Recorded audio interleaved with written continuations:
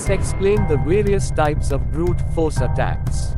Dictionary attack, hybrid attack, credential stuffing, reverse brute force attack, simple brute force attack, rainbow table attack, password spraying, brute force attacks on RDP connections, traditional brute force attack, botnets, and there are other types of such methods.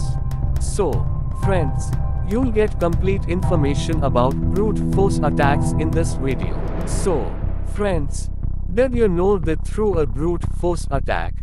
website, application, mobile, computer, Linux, programming, accounts, profile, data, system, wireless, operating system, desktop, software, malware, virus, spam, security, and similar services, you can carry out cyber attacks or even full-blown hacking on any type of